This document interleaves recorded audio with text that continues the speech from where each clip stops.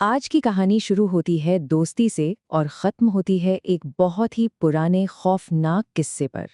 अद्विक ने अपने सबसे अच्छे दोस्त रोहित को फोन किया और बस इतना ही कहा। ये एक बहुत ही खुशी भरी खबर थी, लेकिन उन्हें क्या पता था कि ये खुशी कितने बड़े अंधेरे में बदलने वाली है। और बस यही वो आखिरी शब्द थे जो रोहित ने अपने दोस्त से सुने। उस कॉल के बाद अद्विक मानो गायब ही हो गया और यहीं से शुरू हुई एक ऐसी तलाश जो सबको एक बुरे सपने में खींच कर ले जाने वाली थी। तो आखिर हुआ क्या था, ये समझने के लिए चलिए कहानी में कुछ हफ्ते पीछे चलते हैं। उस वक्त जब अद्विक, जो पेशे से एक इंजीनियर था, एक बहुत ही दूर दराज के प्रोजेक्ट पर काम कर रहा था और वहीं उसे एक ऐसा प्यार हुआ जिसने उसकी पूरी किस्मत ही पलट कर रख दी। हुआ ये कि अद्विक की पोस्टिंग इंडिया पाकिस्तान बॉर्डर के पास एक सुरंग बनाने के प्रोजेक्ट पर हुई थी। शुरू शुरू में तो वो बहुत परेशान था कि कहाँ इस सुनसान जगह पर आ गया, लेकिन धीरे धीरे उस छोटे से पहाड़ी गांव की शांति उसे पसंद आने लगी। और फिर उसकी मुलाकात एक रहस्यमयी बहुत ही खूबसूरत लड़की से हुई। वो रोहित को बताता था कि वो रूपल नाम की एक लड़की के प्यार में पूरी तरह डूब चुका है। कहता था कि उसने उसे जंगल में एक छोटी सी झोपड़ी की खिड़की से देखा था और बस देखता ही रह गया। कहानी बहुत तेजी से आगे बढ़ी और इसी तेज रफ्तार मोहब्बत का नतीजा था वो आखिरी अजीब सा फोन कॉल। एक ऐसा कॉल जिसने सब कुछ बदल कर रख दिया। फोन पर अद्विक ने रोहित को बताया कि वो रूपल से अचानक शादी कर रहा है। उसने कहा कि बस एक छोटा सा प्राइवेट फंक्शन होगा। उसने वादा भी किया कि शादी के ठीक बाद वीडियो कॉल करेगा, लेकिन वो कॉल कभी नहीं आया। 3 दिन बीत गए।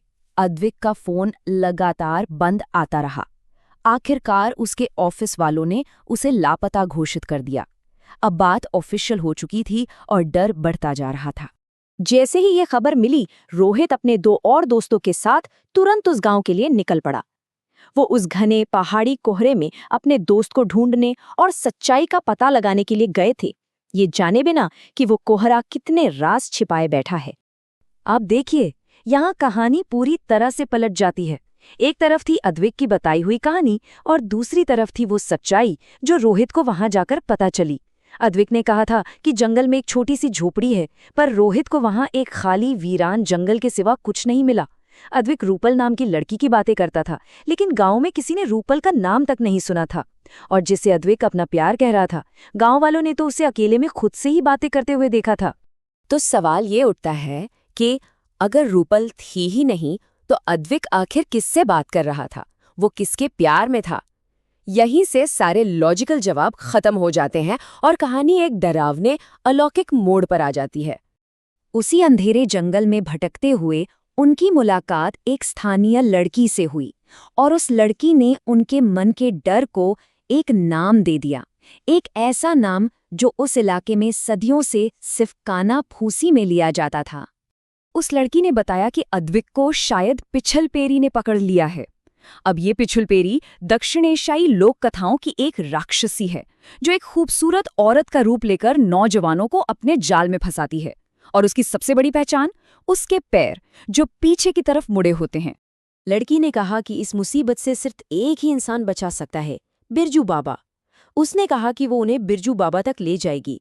अब रात बहुत हो चुकी थी, लेकिन दोस्तों के पास और कोई चारा भी नहीं था, तो वो इस लड़की के साथ चलने को तैयार हो गए। वो लड़की उन्हें एक बहुत ही पुराने टूटे फूटे घर तक ले गई और बस वहीं पर असली जाल बिछा हुआ था, जिसमें वो तीनों सीधे जाकर फंस गए। लेकिन रोहित का दिमाग बहुत तेज चल रहा था। उसे सब कुछ साफ साफ दिखने लगा था। पहला, गांव में कोई रूपल नहीं थी। दूसरा, लोगों ने अद्विक को अकेले में बड़बड़ाते देखा था। और सबसे बड़ा सुराग, जब वो उस लड़की के पीछे चल रहा था तो उसने मुड़कर देखा और उसे उस लड़की के पैरों के निशान उल्टे दिखाई दिए। रोहित समझ गया था कि उनका गाइड ही वो पिछला पेरी है। जैसे ही वो घर के अंदर घुसे, मंजर बेहद खौफनाक था। अंदर अद्विक बेहोश पड़ा था और वो खून से लथपथ था। पूरे फर्श पर खून और उल्टे पैरों के निशान थे। और फिर उस लड़की ने अपना असली रूप दिखाया। उसके बाल उसके चेहरे पर आ गए और बालों के पीछे से सिर्फ 2 लाल चमकती हुई आंखें दिख रही थीं। उसका कद इतना बढ़ गया कि उसका सिर छत से जा टकराया। उसने बहुत ही डरावनी आवाज में कहा, कभी उल्टे पैर देखे हैं? मरने से पहले देख लो। वो अमावस्या की रात का इंतजार कर रही थी, अपने शिकार की बलि चढ़ाने के लिए। और फिर अचानक उस पिछला पेरी ने अपनी ही जैसी और भी कई नकलें बना दी।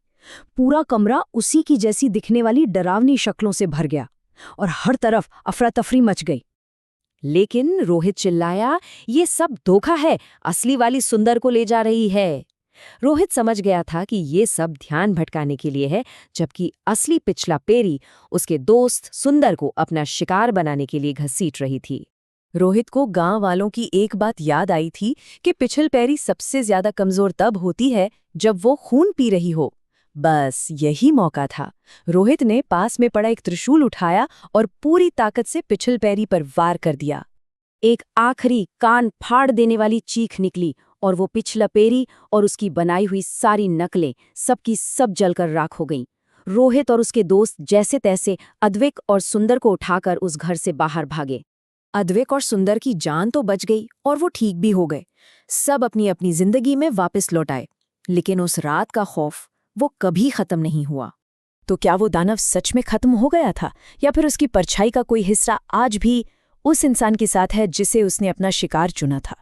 क्योंकि आज भी अद्विक को कभी कभी अपने घर के बाहर परछाइयों में काले कपड़ों में एक औरत खड़ी दिखती है, जो बस उसे घूरती रहती है।